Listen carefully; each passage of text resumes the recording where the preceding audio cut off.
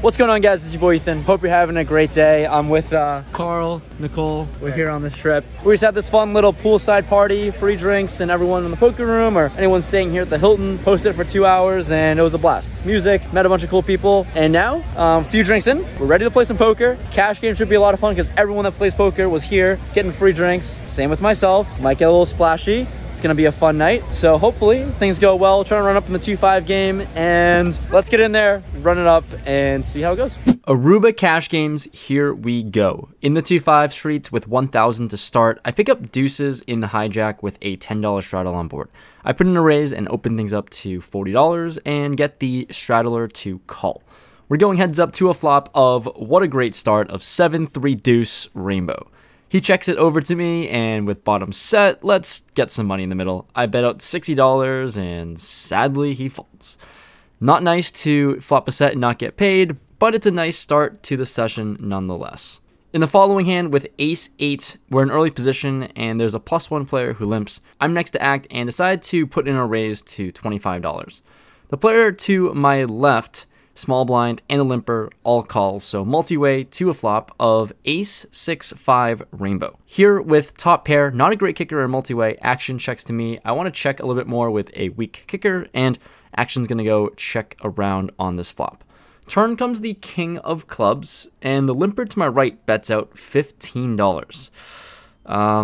That's pretty small. It's a cute bet, I guess. 15 into $100 is not going to be enough. I put in a raise this time to 75. Folds back to this limper, and he tells me it's a good bet, and ends up folding. So not sure what he could have had. Clearly not an ace, and our hand was good the whole way. So not much action so far, 1 hour in, but ready to spice things up in the next hand when we pick up aces in the big blind. There's a hijack open to $15. Button makes the call and folds to me.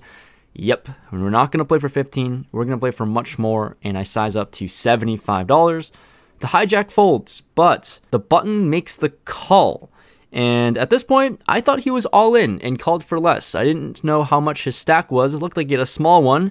So I just show my hand, expecting that we're all in, going to a run out, and plot twist, he has money behind. It's about $75 behind, and I've already tabled my cards. Okay, this is strange. Clearly had a few drinks in me, but let's go see a flop. Why not? The flop comes ace high. This player just mucks his hand, and that was a little silly of me. I don't think I was getting paid on the flop regardless, but this is what happens when you play poker a little drunk and a little tipsy. You just show aces for fun. Just a friendly game of poker. Wasn't going for max value, just was happy with the $75 of profit, and yeah, top set is going to take it down.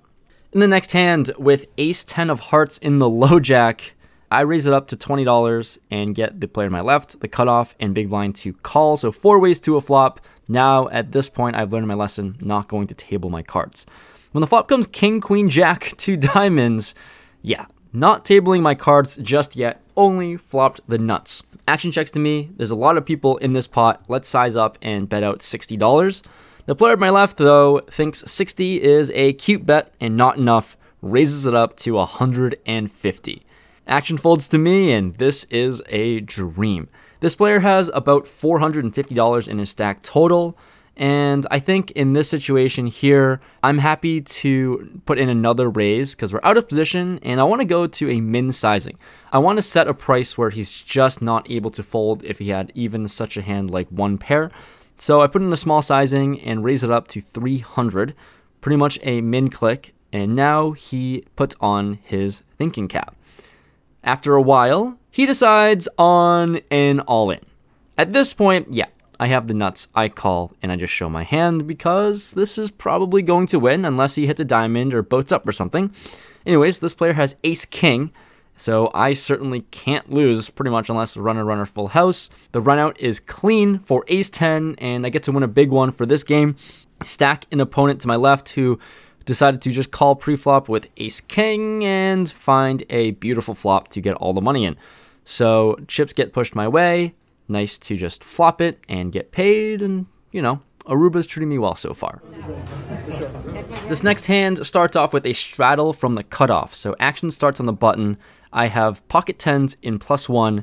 The big blind decides to raise it up to $30. On to me here in position of this player. I put in a 3-bet to 100. Action folds all the way back to him, and he's got a short stack of $130 and decides to go all in. It's a 13 big blind shove with the straddle and $30 more to me.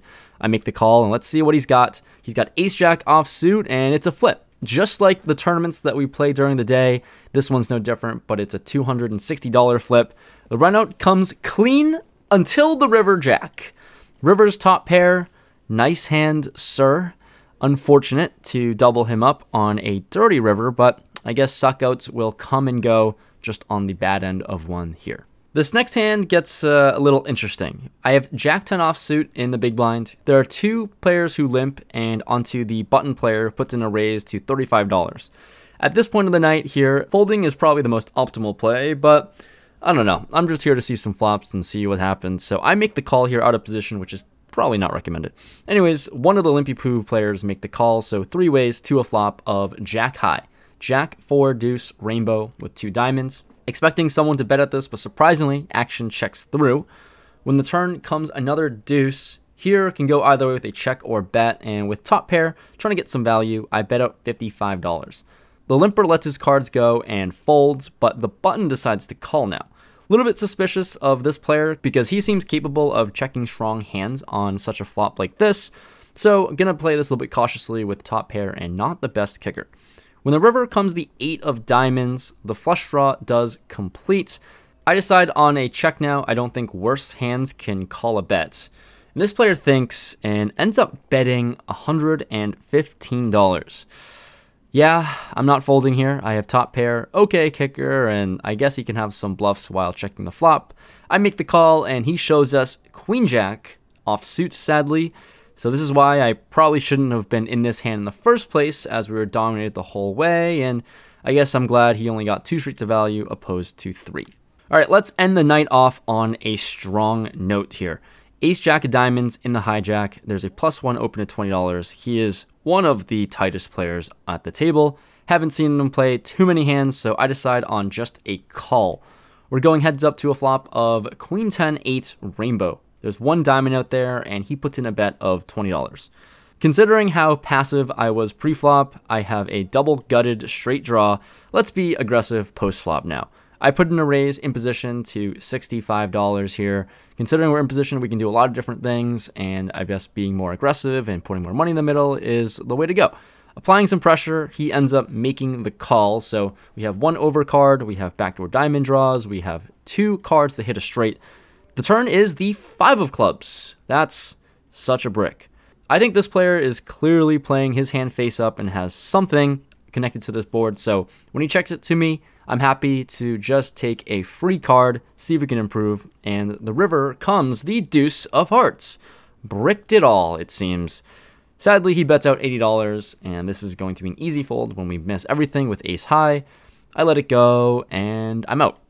All right, wrapping up this video, once again, by the slot machines, because it's good lighting, I guess. End of the day, the cash game, pretty fun, and always a good time just to like meet new people, and people in Aruba are just all really, really friendly. So tonight was a blast. Obviously having a few drinks in me made it extra fun as well, and hopefully you enjoyed this video and the action. Nothing as crazy, or not as crazy as I hoped it would be, but hopefully you're entertained. If you were, smash that like button. It's always much appreciated. If you're new to the channel, subscribe.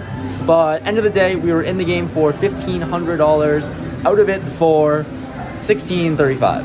Nothing crazy, profit of 135 bucks in a few hours, nothing to complain about. Just lost the last few hands, and they took a little bit of a hit, and that was it. I wish that dude had a bigger stack when we flopped the straight versus ace king, but at the end of the day, made a profit.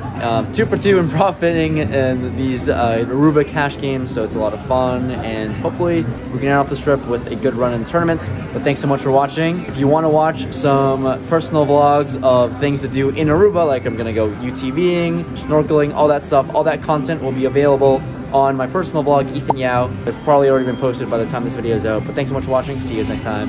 Peace.